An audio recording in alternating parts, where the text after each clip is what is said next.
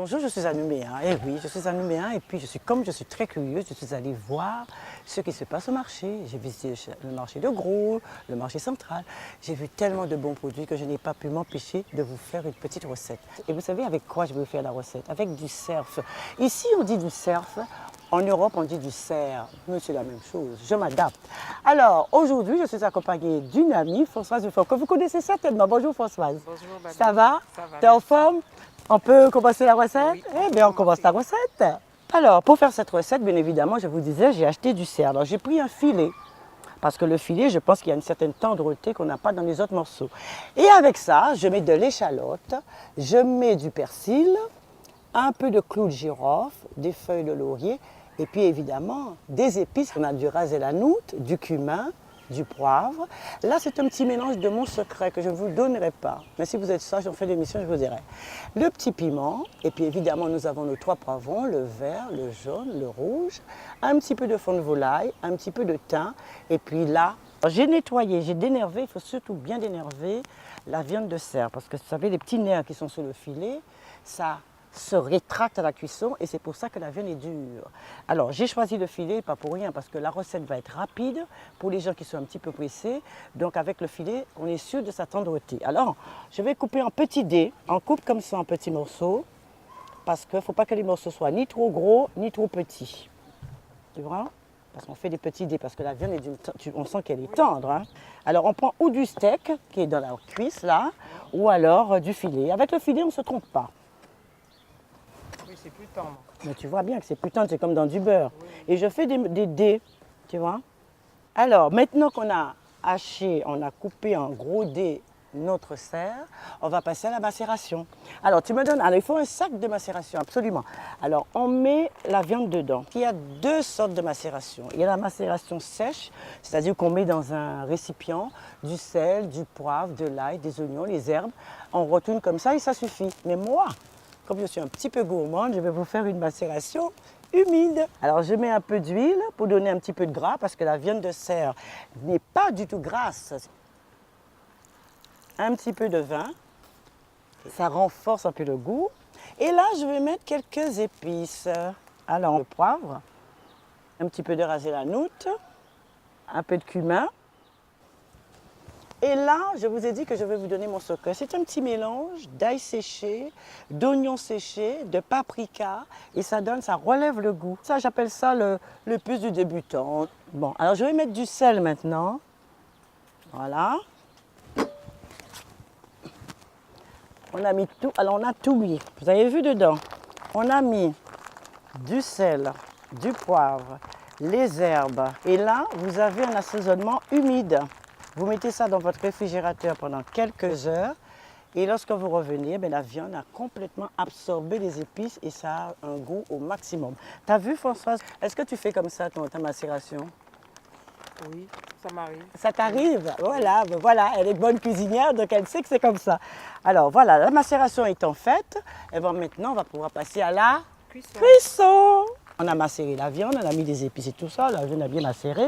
Là, il me faut de l'huile. Et vous savez, cette viande-là, il faut saisir cette viande à la cuisson pour la recette qu'on va faire. Alors, je mets un petit peu d'huile dans ma casserole. Et lorsque l'huile est bien chaude, là, je vais mettre mes morceaux et je vais les saisir.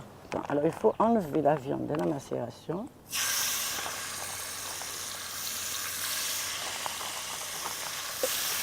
Alors, maintenant, François, tu me donnes de la cive. Alors là, on va assaisonner.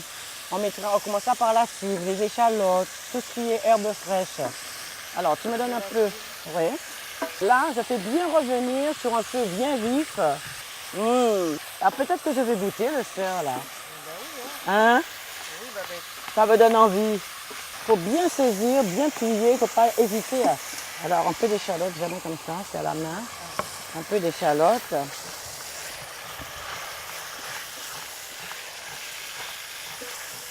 Un peu d'échalote, voilà. Et là, je vais mettre un petit peu de thym. Là-dedans, j'ai mis l'échalote, j'ai mis l'ail. Et maintenant, je mets un petit peu de persil. Je vais rajouter le curry vert. Regardez, vous pouvez trouver ça dans tous les supermarchés ou dans les magasins spécialisés, des Chinois, des Japonais, etc. Et ça, le curry vert, ça donne un petit peu de goût. Hein, ça donne un petit goût très prononcé. Et comme le cerf, c'est une viande qui est très goûteuse, qui est très forte, ça permet d'atténuer en douceur justement ce goût. Voilà, vous voyez? Et là, la recette, vous voyez, elle est terminée. Seulement, il faut savoir bien saisir la viande. Une fois que la viande est bien saisie, il n'y a aucun jus, il n'y a pas de sang, il n'y a rien qui se greffe dans la casserole. Et nous avons une viande cuite à point. Ok. Alors maintenant, on a fait la viande, on va passer à l'accompagnement. Je vous ai dit que je vais vous faire un petit accompagnement. Si vous avez des poivrons, des légumes dans votre réfrigérateur, vous ne savez pas quoi en faire, vous avez un reste de spaghettis par exemple, vous prenez votre casserole, vous mettez un petit peu de beurre. Et là, vous allez faire un mélange des légumes avec des épices que je vous donnerai le secret tout à l'heure.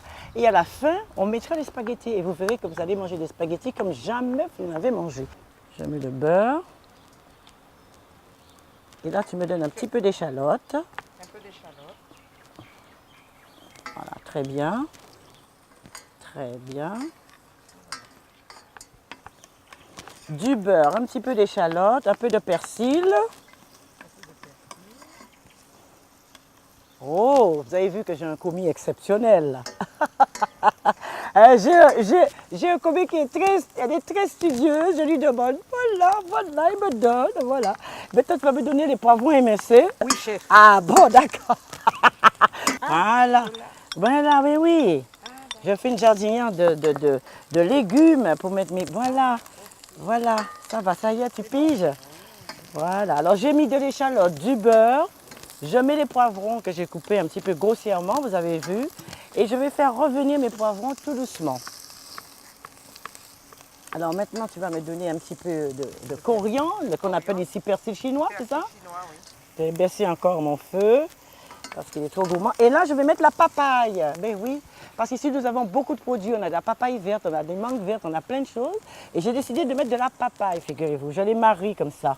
La papaye que j'ai fait en julienne, c'est-à-dire tout à fait haché finement, en fine lamelle. Je mélange tout ça. Voilà, on dirait du madras qu'elle a sur la tête. Regardez, quand vous voyez ça, on a l'impression que c'est le madras que tu as là, que j'ai mis là. Alors, dedans, il y a un petit peu, il y a de l'huile, il y a du beurre, pardon, du beurre, du persil, des poivrons rouges, de toutes les couleurs, rouge, jaune, vert. Et puis j'ai mis un petit peu de papaye. Voilà. Et là, je vais mettre l'épice à paella. Et vous savez pourquoi l'épice à paella? Ça donne de la couleur et ça donne du goût. Regarde un peu la couleur que ça prend. Et je ne mets pas de sel. À la place du sel, je mets du fond de volaille que vous allez trouver facilement en supermarché. Alors, je vais mouiller un tout petit peu d'eau. Tu me donnes un tout petit peu d'eau. Je vais mouiller. Un tout petit peu. À la guerre comme à la guerre. Voilà, ça va. Et seulement maintenant, je vais rajouter mes spaghettis. Et oui, avec le reste de spaghettis, qu'est-ce qu'on fait? On met dedans. Ça ressemble à une paella au spaghetti. Ah, j'en sais rien, mais en tout cas, tu verras, ça a du goût. Comment tu trouves ça, ce mélange-là? C'est beau. Ça te fait envie. Plein de couleurs. N'ose pas te faire goûter à l'antillaise. Oh, alors attends, il faut faire ça. Voilà, goûte. Ah oui. T'as vu? Le petit côté sucré des poivrons. Alors tu mets... Non, c'est bon pour moi. Voilà, un petit peu de beurre et la recette est terminée. Il ne reste plus qu'à dresser. Et maintenant, on va passer au dressage. Mais avant de passer au dressage, je vais terminer juste ma petite recette de viande en mettant un petit secret dedans. Je vous ai parlé de piment végétarien dans la recette, non? Ben, je vais rajouter un petit peu de piment végétarien. Le piment végétarien, c'est un piment qui a été greffé.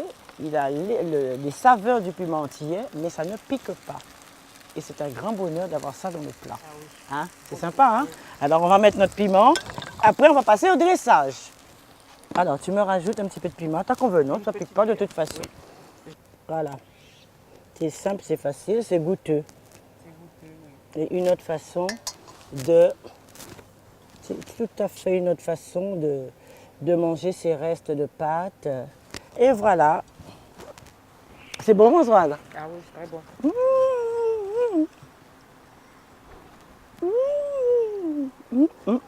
C'est bon, moi je vais manger le plat. Ça vous fait envie? Vous avez envie de manger ça?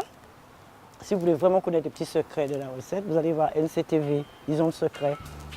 Hein? Appelez-les. À bientôt. Merci Françoise. Merci Babette.